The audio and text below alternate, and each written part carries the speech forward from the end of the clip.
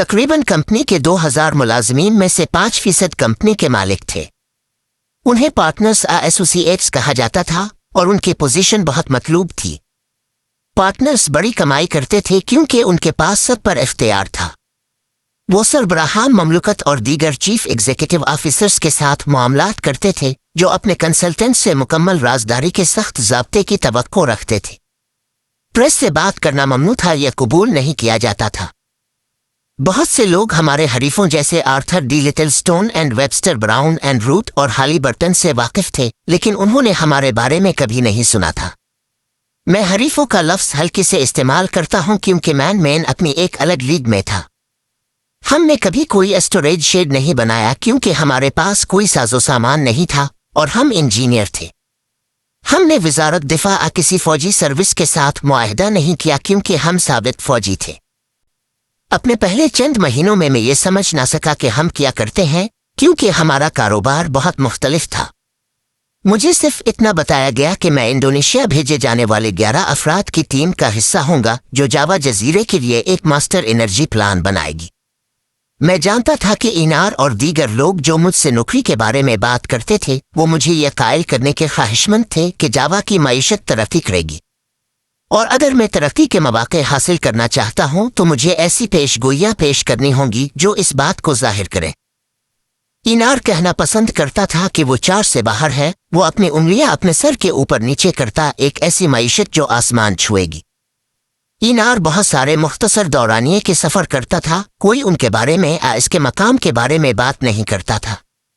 वो अक्सर मुझे चंद मिनट के लिए काफ़ी के साथ बैठने की दावत देता। वो इन हमारी एक्वाडोर से लाई गई बली और हमारे नए अपार्टमेंट के बारे में पूछता। जैसे जैसे मैं इसे बेहतर जानता गया मैं ज़्यादा बहादुर होता गया और अपनी नौकरी में मुझसे क्या तवक्को की जाएगी इसके बारे में मज़ीद जानने की कोशिश करता। वो बातचीत को मोड़ने में माहिर था और मुझे कभी तसल्ली बख्श जवाबात नहीं मिले। इसने मुझे अजीब नज़रों से देखा। इसने कहा कि तुम्हें फिक्र करने की ज़रूरत नहीं, हम तुमसे बहुत ज़्यादा तवक्कुआत रखते हैं। मैं हाल ही में वाशिंगटन में था। उसकी आवाज़ रुकी और वो मुस्कुराया। हमारा कुवैत में एक बड़ा प्रोजेक्ट है। इंडोनेशिया के लिए तुम्हारे जाने से पहले कुछ वक्त है। मेरा ख्याल है तुम्हें कुछ वक्त इस्तेमाल करना चाहिए। कुवैत के बारे में पढ़ने का वक्त है। बोस्टन पब्लिक लाइब्रेरी मालूमात हासिल करने के लिए बेहतरीन जगह है। इसके बाद मैंने बोस्टन पब्लिक लाइब्रेरी BPL में बहुत वक्त गुजारा जो मेरे बैक बे अपार्टमेंट के करीब थी। मैं कुवैत से वाकिफ हुआ और अक़वाम मुत्तहिदा बैन अल अक़वामी मालियाती फ़ंड और वर्ल्ड बैंक की शाये करदा माशी शुमारियात की बहुत सी किताबों से वाकिफियत हासिल की। मैं जानता था कि मुझे इंडोनेशिया और जावा के लिए इकोनोमेट्रिक मॉडल्स तैयार करने होंगे और मैंने कुवैत के लिए भी एक बनाने का फैसला किया। मैंने एक इकोनोमेट्रिशियन बनने के तरीके सीखने में बहुत वक्त सिर्फ किया क्योंकि मेरी BS बिजनेस एडमिनिस्ट्रेशन की डिग्री ने मुझे इसके लिए तैयार नहीं किया था। मैंने इस मौजू पर चंद कोर्सेज में दाखिला लिया। मैंने दरियाफ्त किया कि शुमारियात को मुख्तलिफ नताइज निकालने के लिए हीर फेर किया जा सकता है जिनमें तज्जिया कार के रुझानात भी शामिल हैं। 1971 में मैन में जो एक मर्दाना कंपनी थी 4 ख्वातीन पेशा वराना ओहदों पर फाइज थीं। 200 ख्वातीन निजी सेक्रेटरियों और स्टीनोपूल के दरमियान तकसीम थीं और हर नायब सदर और डिपार्टमेंट मैनेजर के पास एक सेक्रेटरी थी। मैं BPL के रेफरेंस सेक्शन में एक दिन जो कुछ हुआ इससे हैरान रह गया। हालांकि मैं इस जिनसी तासुब का आदी हो चुका था। एक खातून मेरे पास आई और मेरी मेज के सामने वाली कुर्सी पर बैठ गई। वो अपने गहरे सब्ज कारोबारी सूट में बहुत नफीस नजर आती थी। मैंने इसे नज़रअंदाज करने की कोशिश की और लापरवाह बनने का ड्रामा किया। हालांकि मैंने सोचा कि वो मुझसे कई साल बड़ी है। चंद मिनट बाद इसने एक किताब मेरी तरफ सरकाई में कुवैत के बारे में मालूमात ढूंढ रहा था और उसने एक ऐसी मेज पाई जिसमें कुवैत की मालूमात थी और उसके साथ इसका नाम और ओहदा लिखा एक कार्ड था। मैंने इसकी सब्ज आंखों की तरफ देखा और उसने अपना हाथ बढ़ाया। इसने कहा कि इसे तरबियत में मदद के लिए कहा गया है। मैं समझ नहीं पाया कि मेरे साथ क्या हो रहा है। हम किलोडैन के अपार्टमेंट में मिले जो मैन के सदर दफ्तर वाली सड़क पर था। इसने वजाहत की कि मेरी पोजीशन गैर मामूली है और हमें इसे राजदारी में रखना है। इसने मुझे बताया कि वो मुझे एक इकोनॉमिक हिटमैन बनाने जा रही है। इस नाम ने पुराने ख्वाबों को जगाया। मैं अपनी हंसी पर शर्मिंदा हुआ। वो मुस्कुराई और कहा कि मुज़ाही इस इस्तिलाह के इस्तेमाल की एक वजह है। اس نے پوچھا کہ کون اسے سنجیدگی سے لے گا۔ مجھے اکنومک ہٹ مین کے کردار کے بارے میں کچھ نہیں معلوم تھا۔ جب اس نے کہا تم اکیلے نہیں ہو تو مجھے اس کے خود اعتمادی میں ایک شگاف نظر آیا۔ ہم ایک گندے کاروبار میں ایک نایاب نسل ہے، کوئی بھی تمہاری شمولیت کے بارے میں نہیں جان سکتا۔ وہ سنجیدہ ہو گئی۔ میں تمہارے ساتھ بہت ایماندار ہوں گی، اگلے چند ہفتوں میں تمہیں وہ سب کچھ سکھاؤں گی جو میں جانتی ہوں۔ تمہیں ایک فیصلہ کرنا ہوگا۔ تمہارا فیصلہ حتمی ہے۔ ایک بار جب تم اس میں شامل ہو جاؤ تم زندگی بھر کے لیے اس میں ہو۔ اس کے بعد اس نے اس نام کا استعمال کیا لیکن کبھی مکمل نام نہیں۔ اب میں جانتا ہوں کہ کلوڈین نے میری شخصیت کی کمزوریوں کا فائدہ اٹھایا جو پروفائل میں ظاہر ہوئی تھی۔ مجھے نہیں معلوم کہ اسے یہ معلومات کس نے دے، لیکن میں جانتا ہوں کہ اسے کس سے ملی تھی۔ اس نے اس کا بہت اچھا استعمال کیا۔ اس نے جسمانی رغبت اور زبانی ہیر پھیر کے امتزاج کا استعمال کیا تاکہ میں اس کے تجویز کو قبول کر لوں، لیکن یہ اس معیاری آپریٹنگ طریقہ کار کے اندر تھا جو میں نے مختلف کاروباروں میں دیکھا ہے جب داؤ زیادہ ہوتا ہے اور دباؤ بہت زیادہ ہوتا ہے۔ کلوڈین اور اس کے اعلیٰ افسران کو شروع سے معلوم تھا کہ میں اپنی شادی کو خطرے میں نہیں ڈالوں گا کہ ہمارے خفیہ سرگرمیوں کو ظاہر کروں۔ وہ اس وقت وحشیانہ ایماندار تھی جب اس نے مجھ سے توقع کی جانے والی تاریک چیزوں کی وضاحت کی۔ مجھے کوئی اندازہ نہیں کہ اس کی تنخواہ کس نے ادا کی، حالانکہ مجھے کوئی وجہ نہیں کہ یہ کوئی اور ہو۔ میں بہت سادہ، خوفزدہ اور حیران تھا کہ وہ سوالات پوچھ سکوں جو آج واضح نظر آتے ہیں۔ کلوڈین نے مجھے بتایا کہ میری نوکری کے دو بنیادی مقاصد ہیں۔ میں بڑے بین الاقوامی قرضوں کو جائز ثابت کرنا چاہتا تھا جو مین اور دیگر امریکی کمپنیوں کو بڑے پیمانے پر انجینئرنگ اور تعمیراتی منصوبوں کے ذریعے واپس بھیجے جائیں گے۔ میں ان ممالک کو دیوالیہ کرنے کے لیے کام کروں گا جو ان قرضوں کو وصول کرتے ہیں تاکہ وہ اپنے قرض دہندگان کے تابع ہوں، اور جب ہمیں احسانات کی ضرورت ہو تو وہ آسان اہداف ہوں۔ اس نے کہا کہ اس کا کام اربوں ڈالر کی سرمایہ کاری کے اثرات کی پیش گوئی کرنا تھا۔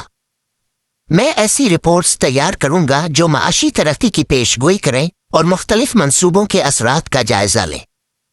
اگر کسی ملک کو $1 ارب دیا جاتا ہے تاکہ اس کے رہنما سوویت یونین کے ساتھ اتحاد نہ کریں تو میں بجلی گھروں میں سرمایہ کاری کے فوائد کا موازنہ ایک نئی ریلوے نیٹ ورک بنانے کے فوائد سے کروں گا۔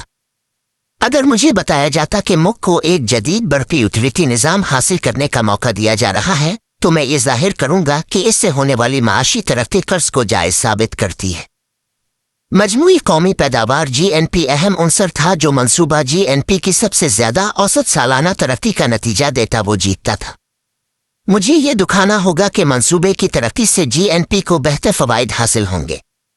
ہر منصوبے کا مقصد ٹھیکیداروں کے لیے بڑے منافع پیدا کرنا تھا اور وصول کنندہ ممالک میں چند دولت مند اور بااثر خاندانوں کو بہت خوش کرنا تھا، جبکہ دنیا بھر کی حکومتوں کی طویل مدتی مالیاتی انحصار اور اس وجہ سے سیاسی وفاداری کو یقینی بنانا تھا۔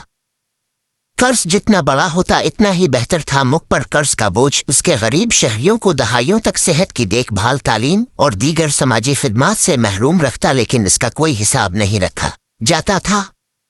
ہم نے GNP کی فریب کاری پر بحث کی، یہاں تک کہ اگر آبادی کا بڑا حصہ قرض کے بوجھ تلے دبا ہوا ہو GNP ترقی دکھا سکتا ہے، یہاں تک کہ اگر اس سے صرف ایک شخص کو فائدہ ہو۔ امیر اور زیادہ امیر ہو جاتے ہیں، اسے معاشی ترقی کے طور پر ریکارڈ کیا جاتا ہے۔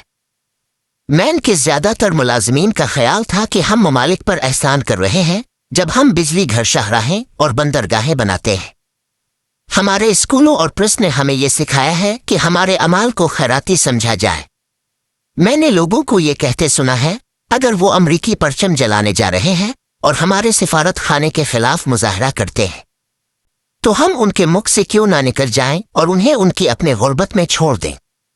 میں جانتا ہوں کہ وہ لوگ جو خود کو اعلیٰ تعلیم یافتہ کہتے ہیں ڈپلومہ رکھتے ہیں۔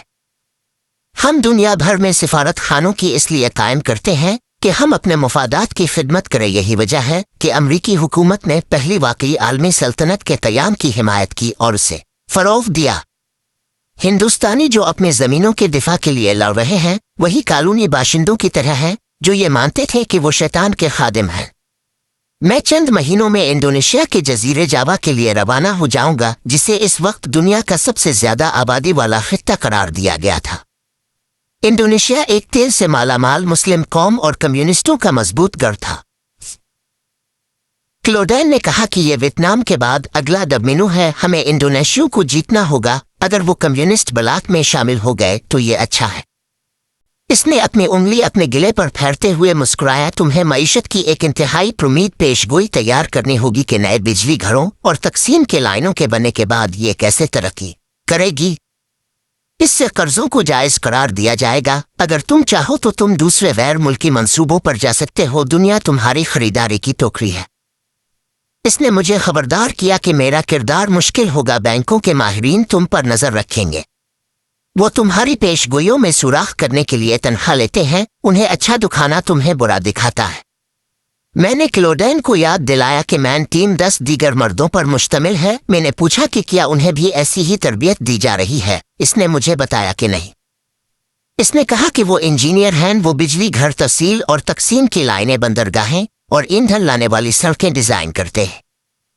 तुम वो हो जो जानता है कि क्या होगा तुम्हारी पेशगोइयों से कर्जों का हजम और उनके डिजाइन करदा निजामों की वुसअत तय होती है। तुम कलीदी हो।